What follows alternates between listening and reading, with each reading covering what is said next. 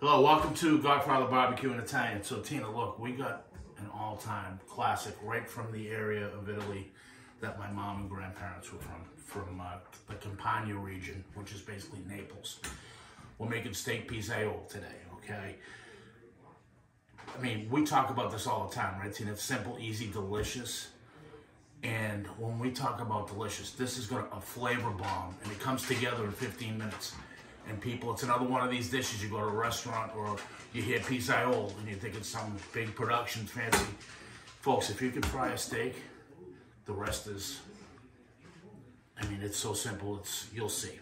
Anyway, let's get down to it. As far as ingredients go, we got simple salt and pepper. I use kosher salt, black pepper. You're gonna want some extra virgin olive oil. We're gonna use 4 or 5 tablespoons of that. We're gonna use about a half a cup of dry white wine. This happens to be Pinot Grigio. Now the meat, you can use a variety of different meats for this. This happened to be thinly sliced ribeye. The important part is just that, thinly sliced. Okay, you can use New York sirloins, top sirloins. You can even use chuck or what have you. If you do get a cheaper piece of meat or a less tender piece of meat, do pound it out, but more importantly, or as importantly, just make sure it's thin, okay? And because we're gonna pretty much sear these off and then finish them in a simple sauce, okay? I've got a couple of whole cloves of garlic that we're going to use involved in that process with the searing to give even some more flavor to it. Then I've got 3 to 4 cloves of roughly chopped or sliced garlic here. Another important thing, I use fresh oregano here.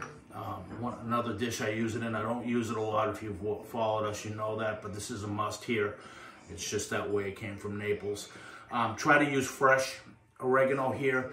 I find that the dry, I mean, this sauce comes together so quick. The dry sometimes doesn't have time to fully activate because of the fact it's dry, and you end up with kind of a funky taste sometimes, in my opinion. If you have dry, you can use it. A lot of people do, so don't let that dissuade you from doing this, okay? And kind of the co-star of the show is some good San Marzano tomatoes, okay? Or whole peeled tomatoes. If you can't get San Marzano, they're hard to find.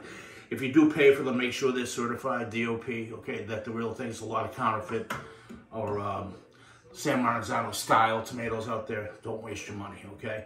And if it's in the summertime, I'll do this with fresh tomatoes too. This is awesome with cherry tomatoes or, you know, some plum fresh tomatoes. Maybe we'll do another one in the summer on that.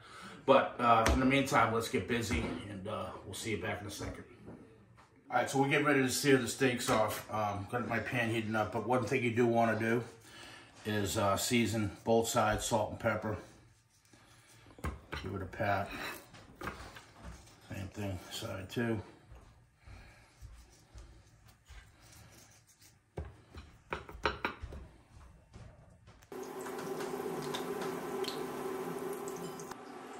All right, so I got my oil nice and hot.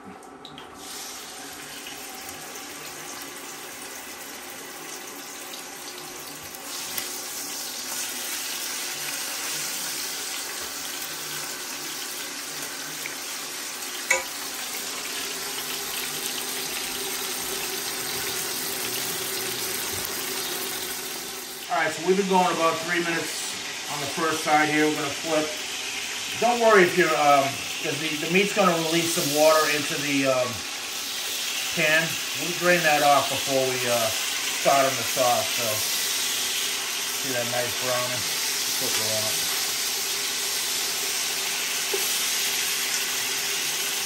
We're gonna go another. We don't want to cook these all the way through. We want to cook them about 75%. So I'm gonna give them about another 2 minutes on this side. Take our garlics out. And we'll see when it's time to work on the sauce. All right, so we've got another 2 minutes. Gonna get this out here. We're gonna turn our heat down.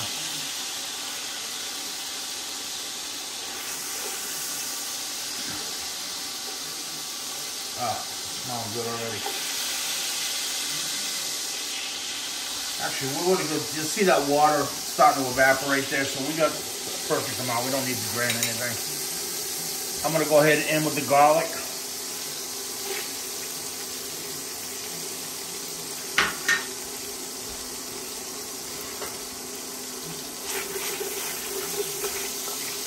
Gonna let this go about a minute and a half. And then you see, Tina, this fond here. We put that white wine in. That's all gonna become part of that flavor bomb for la pizzaiola. Esto se llama carne a la pizzaiola.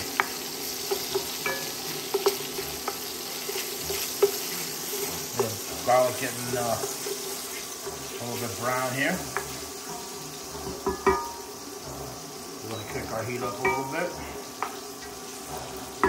Very careful when you're, speaking of that, adding the wine in. I'm going to go about a half cup, okay? That's it. We're going to let that evaporate. In the meantime, well, we're going to let it reduce rather, not completely evaporate.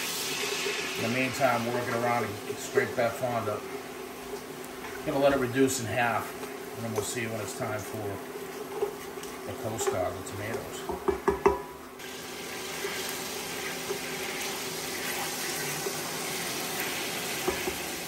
All right, so we're ready for the tomatoes. So what I like to do with these, being that they're whole, is just squeeze them on the way in. And you can kind of, if you miss one or two, don't worry, you can break it up with the spoon as you get cooking here.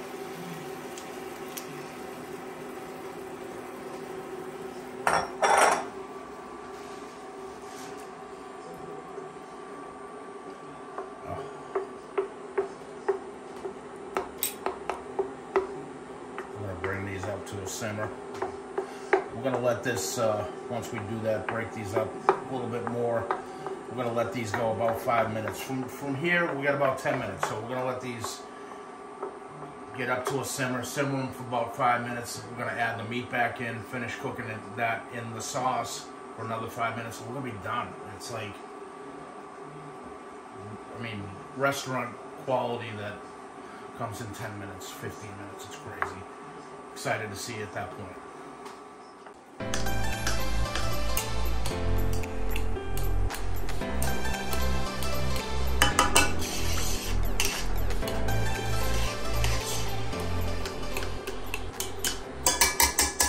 All right, so I went ahead and crushed these a little bit more.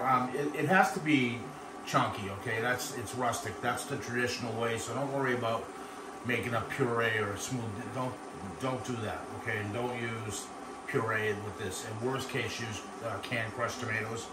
All right, so I'm going to go in with my oregano. I'm going to say it's a good heaping tablespoon.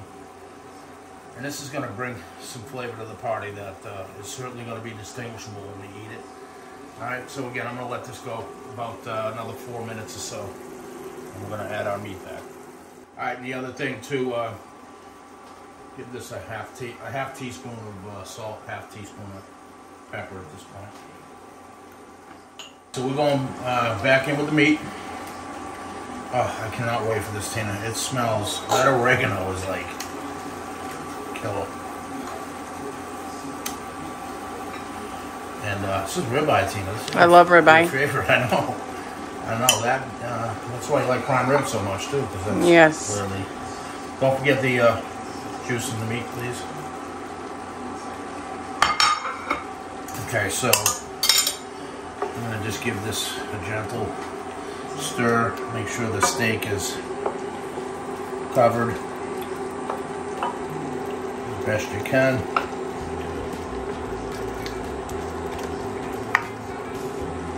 And again, we're going to go another 5-7 minutes. We're going to be done. I'm going to cover this up because I don't want to lose. I want to lose as little of that sauce as possible. If you leave it open, it will evaporate.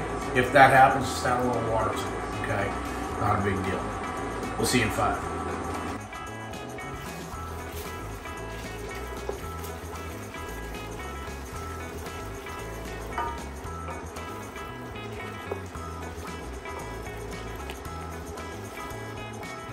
All right, so we've been 5 minutes. I did give it a stir a couple minutes in. You don't want anything sticking or burning, but I got a healthy simmer going here.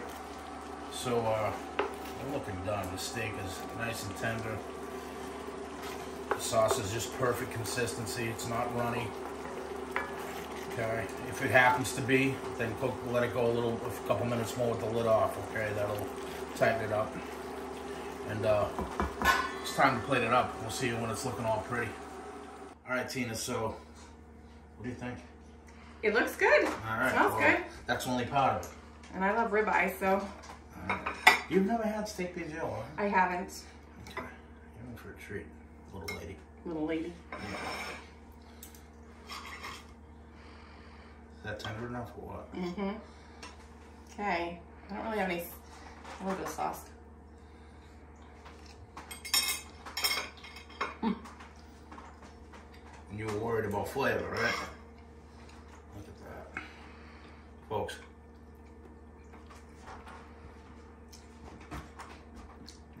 That's very good.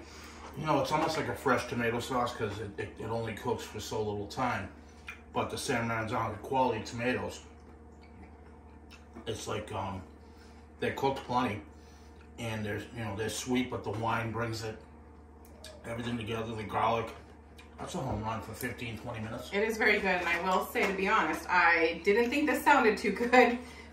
When he said tomatoes, it had tomato sauce on steak, I said, I don't think I'm gonna like that, but this is delicious. Awesome. All right, folks. Hey, listen, thank you so much. Appreciate all your support. If you wouldn't mind, like, share, subscribe. Helps us a ton. And comments. We'd like to hear from you. Even if it's just hello. How you doing? Friends in Australia, Ireland, Canada, we're all over. It makes us feel good. And makes us excited to do more content. Simple, easy, and delicious for you. We'll see you soon. Thank you. Bye.